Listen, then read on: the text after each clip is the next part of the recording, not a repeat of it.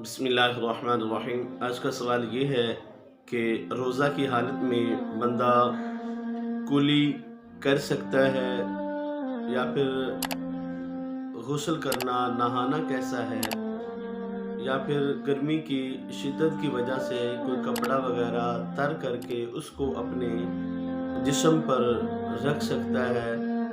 تو اس کے بارے میں شریعت کا کیا حکم ہے۔ روزہ کی حالت میں گرمی محسوس ہو رہی ہو تو آپ کوئی کپڑا وغیرہ تر کر کے گیلا کر کے اس کو اپنے اوپر اوڑھ سکتے ہیں، کپڑا وہ ایسا سر پر یا جسم پر اس کو رکھ سکتے ہیں، اس گیلے کپڑے کو، جس کی وجہ سے کچھ بندے کو ٹھنڈک محسوس ہو۔ یا پھر اس صورت میں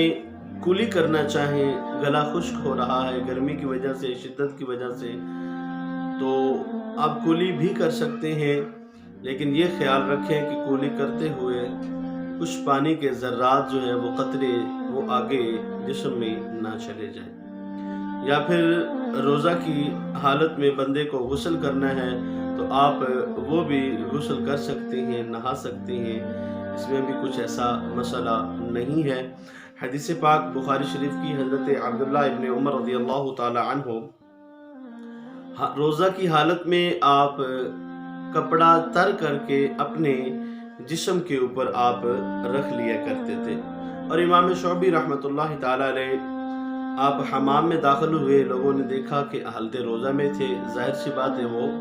غسل کے لیے نہانے کے لیے وہ گئے تھے۔ حضرت عبداللہ ابن عباس رضی اللہ تعالی عنہ فرماتے ہیں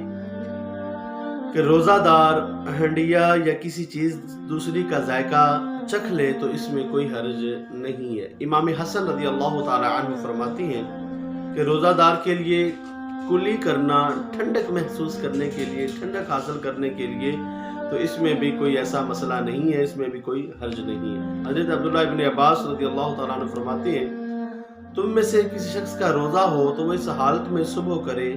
کہ اس نے تیل لگایا ہوا ہو اور کنگھی کی ہوئی ہو، یعنی کہ روزہ کی حالت میں آپ سر میں تیل بھی لگا سکتے ہیں، کنگھی وغیرہ بھی آپ کر سکتے ہیں، اس میں کچھ مسئلہ نہیں ہے۔ بہرحال گرمی کی شدت کی وجہ سے اگر کوئی بندہ کلی کرنا چاہے تو کلی کر سکتا ہے، اس حالت میں بچے کہ وہ پانی آگے نہ چلا جائے، کپڑا تر کر کے رکھنا چاہے تو وہ بھی رکھ سکتا ہے، اور اگر نہانا چاہے تو وہ بھی نہا سکتا ہے، اس میں بھی کچھ مسئلہ نہیں ہے۔ اللہ پاک عمل کی توفیق عطا فرمائے۔